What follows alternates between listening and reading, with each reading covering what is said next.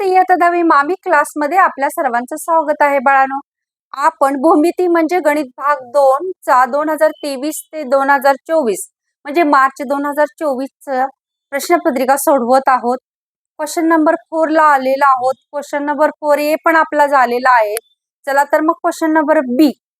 आणि विशेष म्हणजे मी तुम्हाला शिकवलेलं आवडत असेल तर लाईक करा, जरूर लाईक करा बाळांनो. आणि जर मित्रांना त्याची गरज असेल तर त्यांना शेअर करा आणि माझा व्हिडिओ तुमच्यापर्यंत लवकरच पोहोचावा अशी तुमची इच्छा असेल तर सबस्क्राईब जरूर करा. चला तर मग क्वेश्चन 4B काय आहे ते पाहूया. 4B काय आहे बघा. क्वेश्चन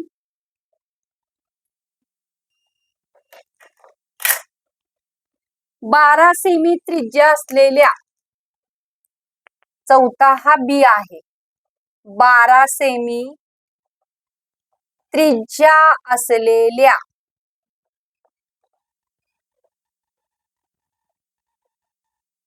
12 सेमी त्रिज्या असलेल्या वृत्तचिती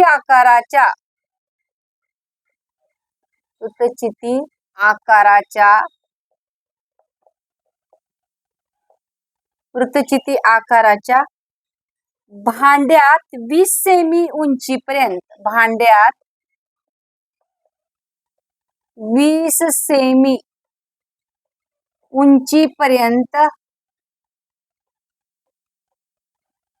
20 सेमी उंचीपर्यंत पाणी भरलेले आहे.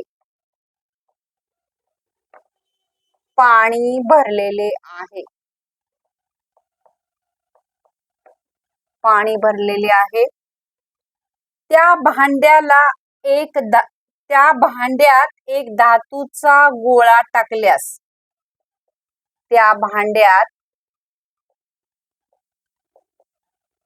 धातूचा एक गोळा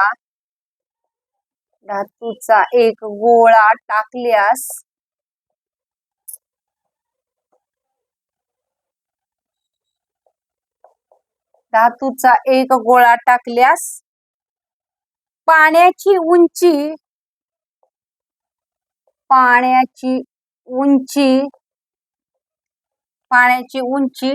6.75 सेमीने वाढते.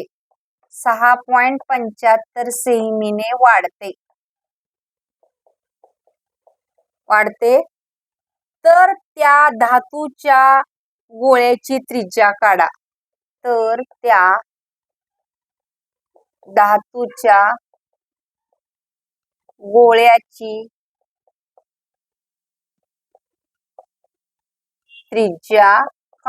असा प्रश्न विचारलेला आहे बाळांनो. बघा आता आपण अगदी व्यवस्थित, कारण चौथा आणि पाचवा प्रश्न आपल्यासाठी महत्वाचा आहे, होय की नाही बाळांनो. अगदी डोकं शांत ठेवून, कारण 3 मार्क्स मिळवून देणार असतो. कसं वृत्तचिती आकाराचं एक भांड आहे. समजा हे असं एक भांड आहे, असं भांड आहे. हे असं भांड आहे. या भांड्यामध्ये पाणी भरलेलं आहे आणि या भांड्याची पाण्याची उंची पण दिलेली आहे. त्यांनी हे दाखवणं गरजेचं आहे. हे सगळं पाणी भरलेलं आहे याच्यामध्ये. हे वृत्तचिती आकाराचं काय आहे, भांड आहे. हे कळण्यासाठी तुम्हाला काढलेलं आहे, पण माहिती असणं गरजेचं आहे. त्याची त्रिज्या किती दिलेली आहे? त्याची त्रिज्या दिलेली आहे 12 सेमी दिलेली आहे का? त्रिज्या 12 सेमी. इथून इथपर्यंत किती आहे? 12 सेमी. पुन्हा याची उंची दिलेली आहे. उंची किती दिलेली आहे? 20 सेमी. 20 सेमी उंची आहे याची. कशाची? या पाण्याची उंची. एवढं दिलेलं आहे. आकृती काढणं आपल्याला गरजेचं आहे. त्याशिवाय आपल्याला सोडवायला पण थोडस काय होईल, मदत होईल. चला मग आता काय करायचं बघा. उत्तर सोडवायला सुरुवात करूया. सुरुवातीला आपण काय करायचंय, दिलेलं लिहून घ्यायचंय. 12 सेमी त्रिज्या असलेल्या म्हटल्यानंतर आर बरोबर किती दिलेलं आहे? आर बरोबर 12 सेमी. आता ज्या भांड्यामध्ये पाणी ओतलेलं आहे, पाण्याचा पण आकार तोच होणार, वृत्तचिती आकारच होणार. आर बरोबर 12 सेमी. त्यानंतर तिथं काय दिलेलं आहे? 20 सेमी पर्यंत, म्हणजे उंची. उंची बरोबर किती असणार आहे? 20 सेमी. मग आपल्याला सुरुवातीला आता वाढलेली उंची त्यांनी सांगितलेली आहे, त्या धातूचा एक गोळा टाकल्यास मग वाढलेली धातूचा गोळा भांड्यात लिहायचं. भांड्यात धातूचा गोळा टाकल्यानंतर वाढणारी उंची, आता वेगळ्या अक्षराने दाखवलं पाहिजे, इथे एच आहे. वाढणारी उंची काय करूया? H1 करूया. H1 बरोबर वाढणारी उंची पहिली किती आहे? 20, आणि त्याच्यामध्ये वाढली किती? त्याच्यामध्ये वाढली 6.75 अधिक 6.75. 20 आणि 6 किती झाली? 26. 26 पॉइंट किती आलं? 75 सेमी. ही H1 ची किंमत आली. म्हणजे आता काय काढावं लागणार आपल्याला? ह्या पाण्याचं घनफळ काढायचं. त्यानंतर ह्याच्यात गोळा टाकलेला, ह्या गोळ्याचं घनफळ काढायचं. म्हणजेच टोटल घनफळ येईल. कुणाकुणाचं? पाण्याचं प्लस गोळ्याचं. मग आता काय करूया बघा. पहिल्यांदा पाण्याचे घनफळ काढूया. पाण्याचे घनफळ बरोबर, पाण्याचे घनफळ काढत असताना लक्ष द्या, पाण्यानं कुणाचा आकार घेतलेला आहे रे बाळांनो? पाण्यानं आकार त्या वृत्तचिती आकाराचा घेतलेला आहे. म्हणून पाण्याचे घनफळ काय येणार? पाय आर वर्ग एच या पद्धतीनं, कारण वृत्तचितीचे घनफळ च सूत्र वापरावं लागणार आहे आपल्याला. इथं पाय तसंच ठेवूया, किंमत भरायला नको. आर ची किंमत इथं आहे बघा 12. 12 गुणिले 12 गुणिले उंची किती आहे? 20. 12 आणि 12 144, कारण 12चा वर्ग 144. 144 गुणिले 20. इथं पाय करूया. 144 गुणिले 20 करून घेऊया. 1 शून्य आधीच देऊया. 4 दोन्ही 8, 4 दोन्ही 8 आणि 2 एके 2, म्हणजे किती आलं? 2880 पाय. ही काय आले? पाण्याचं घनफळ आले. लक्षात ठेवा, पाण्याचं घनफळ किती आले? 2008. पहिल्यांदा पाण्याचं घनफळ काढलं. आता काय करूया? गोलाचं घनफळ बरोबर लिहूया. गोलाचे घनफळ बरोबर आपल्याला काढणं गरजेचं आहे. म्हणून गोलाचे घनफळ बरोबर लिहिणं गरजेचं आहे. गोलाचे घनफळ बरोबर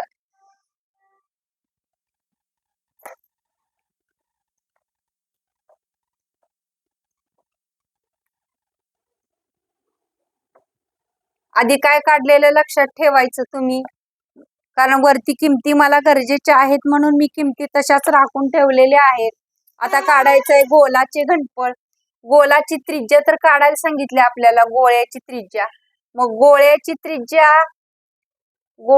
त्रिज्या काय मानूया आपण?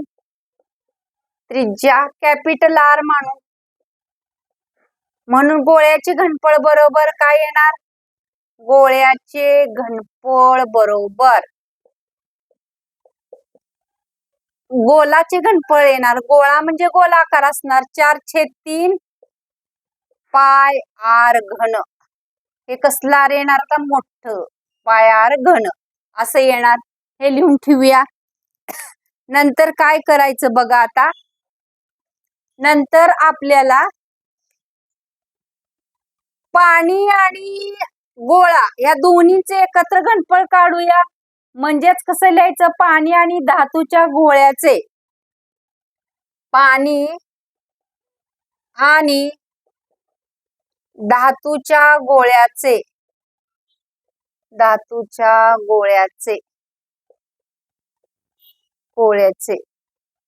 एकूण धातूच्या गोळ्याचे घनफळ करूया.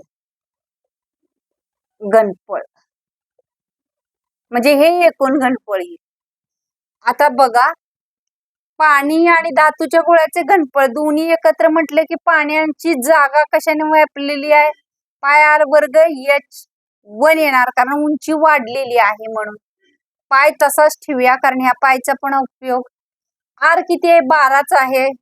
त्रिज्येमध्ये काय फरक पडणार का? नाही. उंचीमध्ये फरक पडलेला आहे. किती आलती? 26.75 आलती. बरोबर का? कारण 20 आणि ही वाढलेली 26.75 म्हणून 144 गुणिले 26.75 पाय यांचा गुणाकार करावा लागणार आपल्याला. 26.75 गुणिले 144. 5 चोक 20, 2 7 चोक 28, 30 0 हातचे 3, त्यानंतर 6 चोक 24, 25 26 27 अशी 7, त्यानंतर 4 दूनी 8 आणि 2 10. पुन्हा हे फुली, पुन्हा काय राहणार? हे 0, पुन्हा काय राहणार? इथे येणार 7, पुन्हा कारण 2 फुले,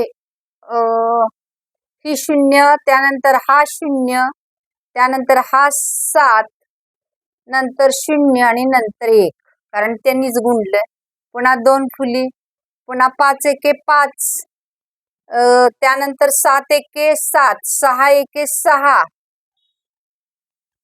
5 एके 5, 7 एके 7, 6 एके 6 आणि 2 एके 2 यांची काय करायची आता बेरीज? 0 0, 7 आणि 5 12, 2 हातच्याला 1, 7 आणि 7 14 आणि 1 15, 5 हातच्याला 1, 6 आणि 1 7 आणि 1 8, 2 आणि 1 3, 2 संख्या झाल्यानंतर पॉइंट, म्हणजे किती आलं? 3852 पाय, सॉरी इथं पाय सेमीचा स्क्वेअर, सेमी एवढं आलं. कशाचं आलं? पाणी आणि धातूच्या गोळ्याचे घनफळ. आता इथून पुढे काय करायचं? दोन्ही घनफळ मिळून हे घनफळ असणार आहे. म्हणजे कशाचं? पाण्याचे घनफळ, पाण्याचे घनफळ अधिक गोळ्याचे घनफळ, गोळ्याचे घनफळ बरोबर एकूण घनफळ. एकूण घनफळ आहे हे. काय आहे? एकूण घनफळ. याला एकूण घनफळ पण म्हटलं जातं. लक्षात ठेवा, याला एकूण घनफळ पण असं संबोधतात. मग आता बघा, बरोबर एकूण घनफळ, एकूण घनफळ.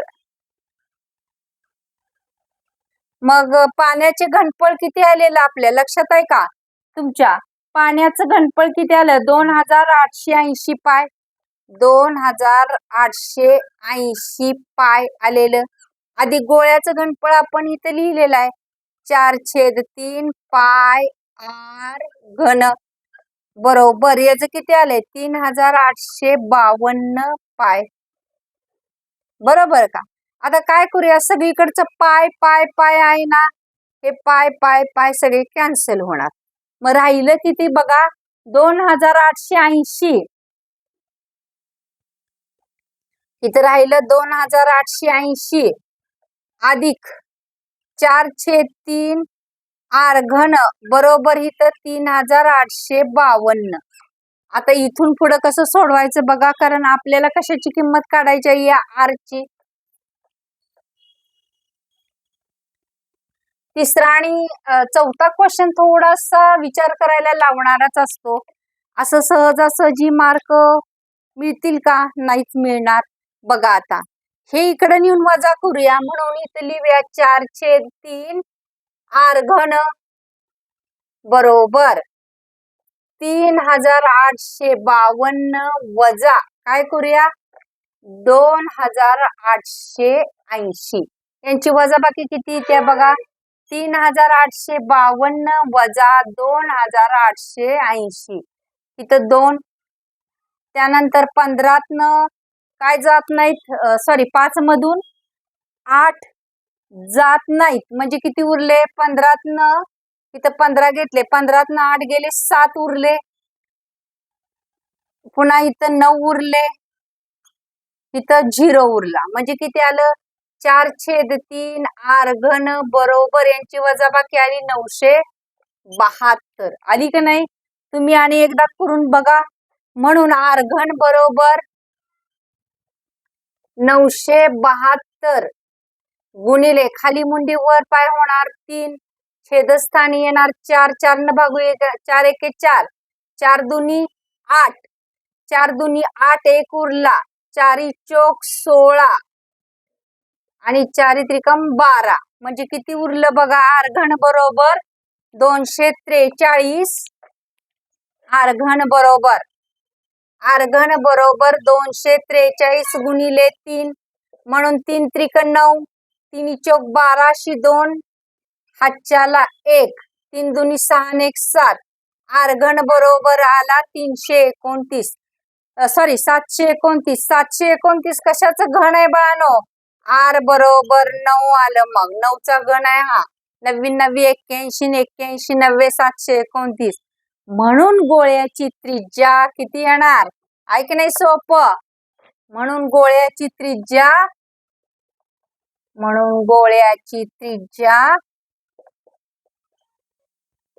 बरोबर 9 सेमी हे काढावं लागणार. तेव्हा आपल्याला किती मार्क्स भेटतील 3 मार्क्स भेटणार आहेत. चला तर मग चौथा सी जो क्वेश्चन आहे चौथा सी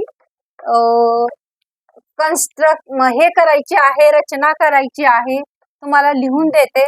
आणि हा चौथा सी तुम्हाला फार तर काय करेन बाळानो मी वेगळा सोडवून देण्याचा प्रयत्न करेन चौथा सी पण तुमच्या जवळ असावा म्हणून घ्या. चौथा सी क्वेश्चन काय दिलेला आहे तो बघा. बिंदू ओ केंद्र घेऊन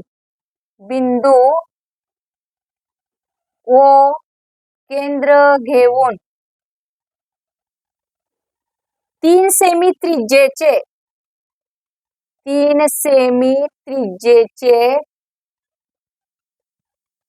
त्रिज्येचे वर्तुळ काढा.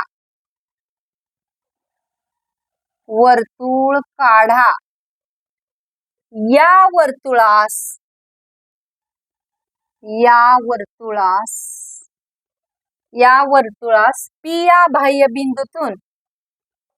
P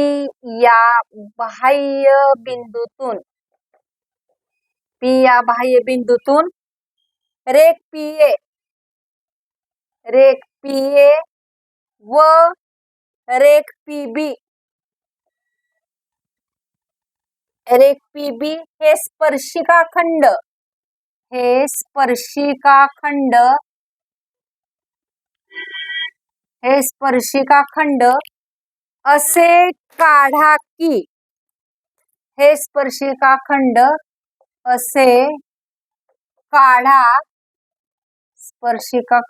असे काढा की कसं काढायचं कोन APB बरोबर 70 अंश. इथं काय करावं लागणार आहे बघा इथं आपल्याला हे सोडवावं लागणार आहे बाळांनो. काय करावं लागणार आहे बघा सुरुवातीला एक वर्तुळ काढून घ्यावं लागणार आहे 3 सेमीचं वर्तुळ काढून घेतलं तर स्पर्शिका काढताना पहिल्यांदा आपल्याला सोडवावं लागणार आहे. कच्ची आकृती काढणं इथं फार गरजेचं आहे. कच्ची आकृती काढून घ्यावी लागणार आहे. कच्ची आकृती काढून घेऊन नंतर इथं सोडवणं गरजेचं आहे. कच्ची आकृती काढून घ्यायची. कच्ची आकृती काय काढून घ्यायची 3 सेमी त्रिज्येचं वर्तुळ काढून घ्यायचं. 3 सेमी त्रिज्येचं वर्तुळ काढून घ्यायचं. 3 सेमी त्रिज्येचं वर्तुळ काढल्यानंतर त्याला एकच मिनिट मी तुम्हाला दाखवते की कृती आपल्याला काय करावी लागणार आहे ती. 3 सेमी त्रिज्येचं वर्तुळ काढून घ्यावं लागणार आहे. असं कच्ची आकृती दाखवत आहे बाळांनो कारण याच्यावरती दाखवता येईल. 3 सेमीचं वर्तुळ काढून घेतलं. आता बघा काय करायचं ही कच्ची आकृती आहे.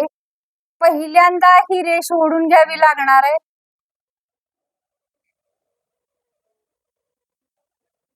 तुम्हाला सोडवताना इथं 70 अंशाचा कोन आणायला सांगितलंय त्यांनी.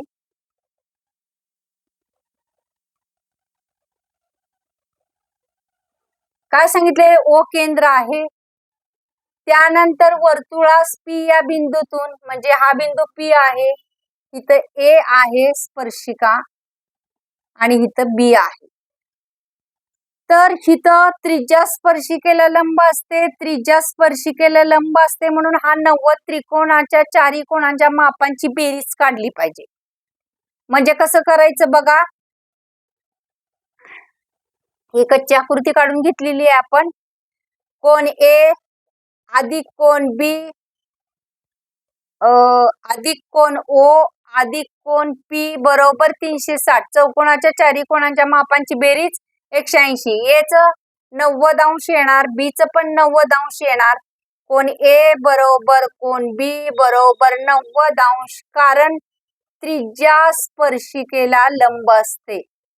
त्रिज्या स्पर्शिकेला काय असते? लंब असते. हे सांगावं लागणार आहे आपल्याला. म्हणून हे 90 आले.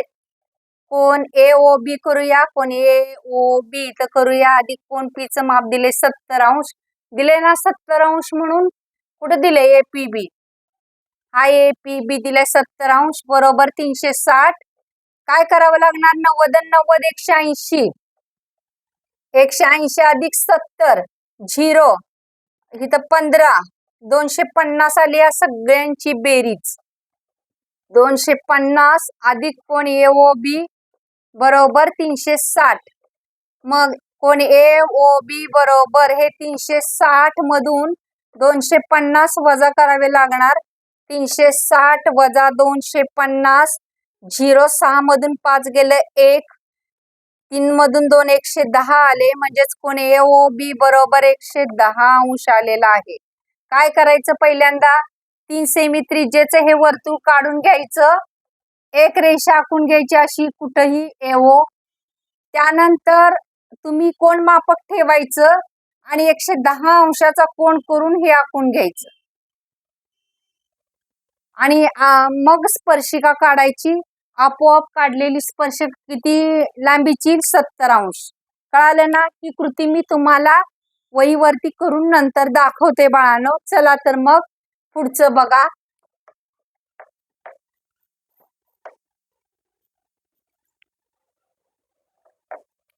आता ए बी सी झालेले आहेत.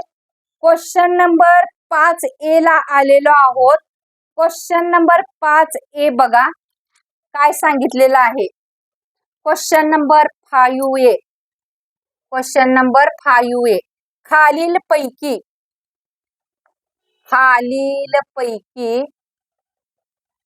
कोणताही एक प्रश्न सोडवा. कोणताही एक प्रश्न सोडवा असं सांगितलेलं आहे. मार्क्स किती असणार आहेत? 3 असणार आहेत. 3 मार्कासाठी हा एक क्वेश्चन असणार आहे. समलंब चौकोन सांगितलेला आहे बघा प्रश्न. समलंब चौकोन ABCD मध्ये बाजू AB समांतर बाजू CD चौकोनाचे कर्ण हे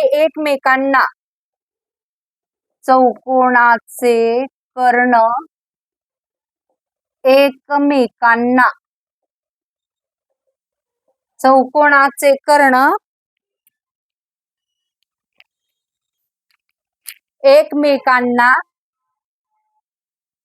बिंदू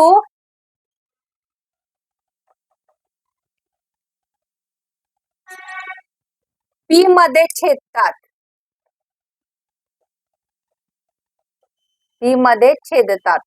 तर काय विचारले बघा. त्यावरून खाली प्रश्नांची उत्तरे द्या.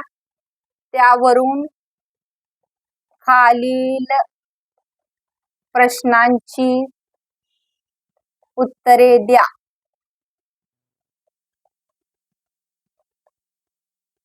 त्यावरून खालील प्रश्नांची उत्तरे द्या. एक आकडा ए विचारलेला आहे. याच्यावर वरील दिलेल्या माहितीवरून आकृती काढा. वरील दिलेल्या माहितीवरून आकृती काढा. आकृती काढा. त्यानंतर बी दिलेला आहे. व्युत्क्रम कोन व विरुद्ध कोणांची प्रत्येकी जोडी लिहा. व्युत्क्रम कोन व विरुद्ध कोणाची प्रत्येकी जोडी लिहा.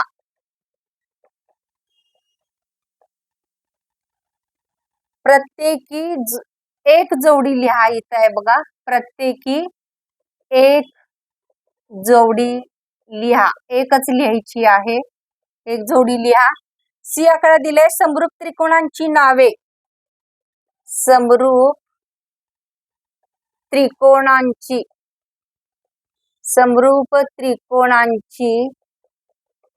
नावे. समरूपतेच्या कसोटीसह लिहा. समरूपतेच्या कसोटीसह लिहा असं सांगितलेलं आहे. बघा आता जसं सांगितलेलं आहे त्यांनी त्या पद्धतीनं आपल्याला काय करायचं आहे, प्रश्नाची उत्तरं द्यावी लागणार आहेत. त्यानंतर काढून घ्यावं लागणार आहे. कोण कुठं दिलेला आहे, कसा दिलेला आहे. आकृती काढल्यानंतर आपल्याला सगळं लक्षात येईल की काय करावं लागणार आहे ते. चला मग बघूया काय करायचंय. समलंब चौकोन ABCD. AB समांतर CD आहे. हे काढून घेऊया आकृती. ए उत्तराला सुरुवात करूया. ए आकड्याचा आधी उत्तर सोडवून घेऊया. ही अशी हा समलंब चौकोन झाला. तुम्ही पट्टीनं काढा परीक्षेमध्ये बाळांनो. हा समलंब चौकोन झाला.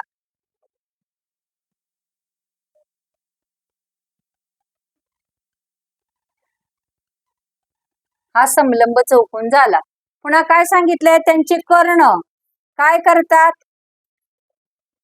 ABC आणि D असे काढले. त्याचे कर्ण सांगितलेत.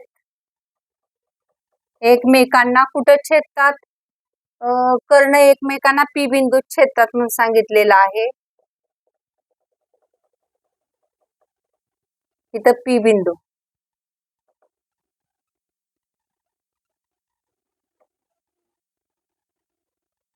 P बिंदू मध्ये छेदतात. ही पहिल्या प्रश्नाचं उत्तर झालं. आता बी आकडा घेऊ. बी आकड्याला काय सांगितले, व्युत्क्रम कोन व विरुद्ध कोणांची प्रत्येक एक जोडी लिहा. आता इकडं लक्ष द्या. लिहायचं बघा. AB समांतर काय आहे, CD. त्यांची छेदिका कोणती पण एक घेऊया, AC घेऊया. त्यांची छेदिका AC. त्यांची छेदिका, कारण छेदिका घेतल्याशिवाय आपल्याला व्युत्क्रम कोन लिहिता येत नाहीत. मग लक्ष द्या, इथे व्युत्क्रम कोन कसे तयार होतील. जर ही AC ही छेदिका असेल तर असा तयार होणार, बरोबर का. झेड आकार. AC छेदिका असेल तर असा झेड आकार तयार होणार. मग कसा वाचणार कोण, आपण कसा वाचणार.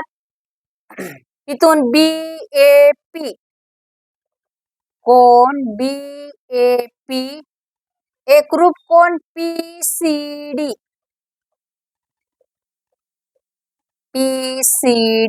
कारण व्युत्क्रम कोण तयार झाले, हे व्युत्क्रम कोण डायरेक्ट तोडून वाचले. आणि काय सांगितले, प्रत्येकी विरुद्ध कोण कुठला, APB कोण APB, एकरूप कोण CPD. काय तयार झाला, ह्याला आकडा देऊया 1, ह्याला आकडा देऊया 2, विरुद्ध कोण.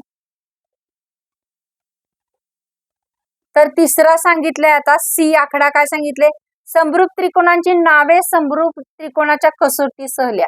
काय म्हणूया आता बघा, त्रिकोण APB व त्रिकोण CPD मध्ये म्हणूया.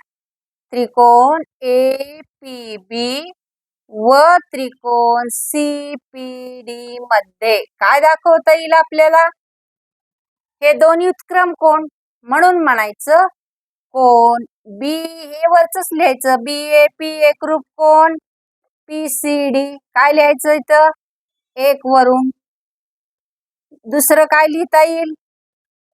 कोण APB एकरूप कोण CPD. काय म्हणता येईल? दोन वरून. म्हणून त्रिकोण कोणते? APB. म्हणून त्रिकोण APB काय दाखवायला सांगितले? समरूप दाखवायला सांगितले. त्रिकोण समरूप त्रिकोण CPD काय येणार? समरूपतेची कोको कसोटी. आहे की नाही सोपं? एवढ्यासाठी आपल्याला किती मार्क्स भेटणार आहेत? 3 मार्क्स भेटणार आहेत. हे दिलेले प्रश्न समजून घेणं फार गरजेचं आहे. आकृती काढली, व्युत्क्रम कोणांची जोडी लिहिली, विरुद्ध कोण लिहिले आणि हेच कोण दोन त्रिकोण वाजले APB आणि CPD आणि याच्यामध्ये कोको कसोटी दाखवली. इतकं सोपं आहे हे. चला आज या पेपरचा काय होतोय? एंड होतोय. थोडस लांबेल व्हिडिओ पण आता बघा 5वा B काय सांगितलेलं आहे? O केंद्र असलेल्या वर्तुळाची AB. 5वा B दिलेला आहे. O केंद्र असलेल्या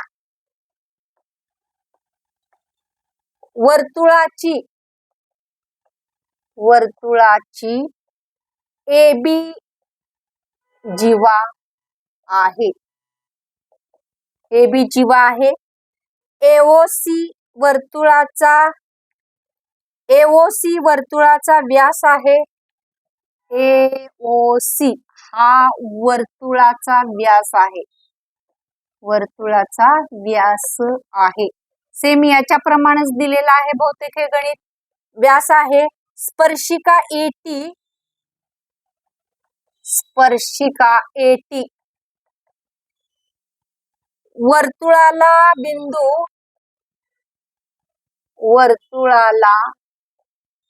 बिंदू A मध्ये स्पर्श करते.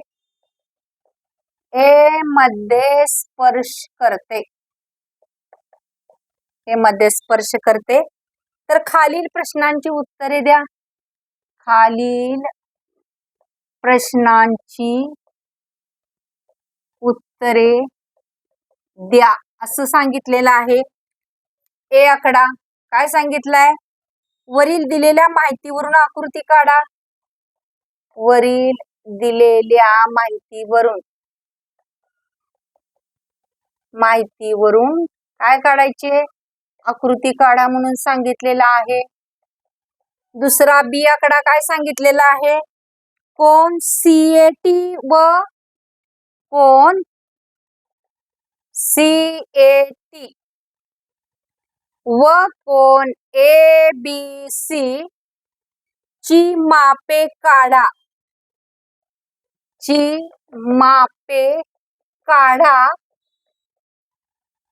व त्याचे कारण लिहा. C आकडा काय सांगितलेला आहे बघा? कोण CAT व कोण ABC एकरूप आहेत का?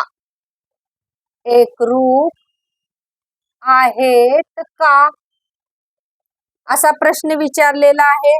स्पष्टीकरण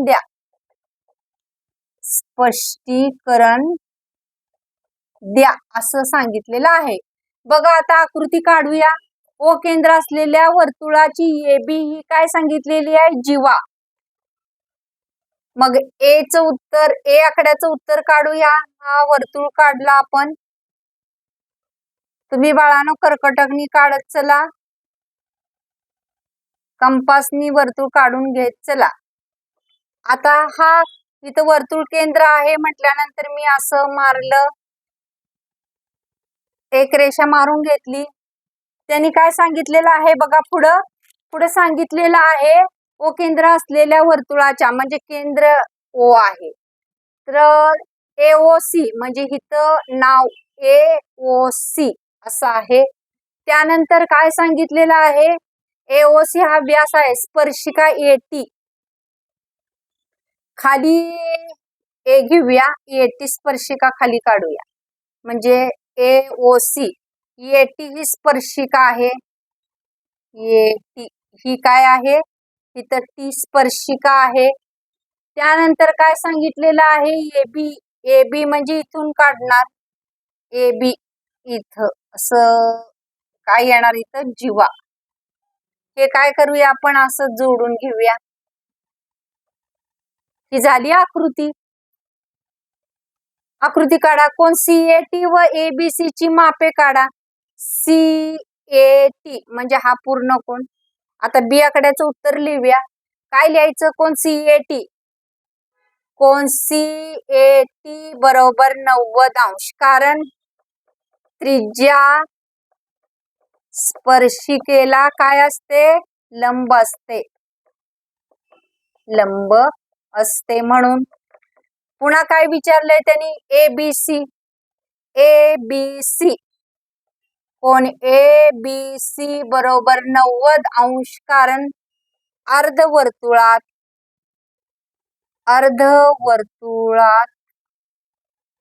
आंतरलिखित केलेला कोण, आंतरलिखित केलेला कोण आहे तो. अर्धवर्तुळातील कोण किती अंशाचा असतो, 90 अंश. ही त्याची कारण लिहिलेत. आता CAT आणि ABC एकरूप आहेत का, स्पष्टीकरण द्या म्हणून सांगितले. लिहायचं, कोण CAT एकरूप कोण ABC, कारण प्रत्येकी काय आहेत ते 90 अंश, म्हणून एकरूप आहेत. आहे की नाही सोपं. अशा प्रकारे आपल्याला बाळांनो किती मार्क्स मिळाले आहेत, 3 मार्क्स. थँक्यू. मी शिकवलेलं आवडत असेल तर लाईक, शेअर आणि सबस्क्राईब जरूर करा.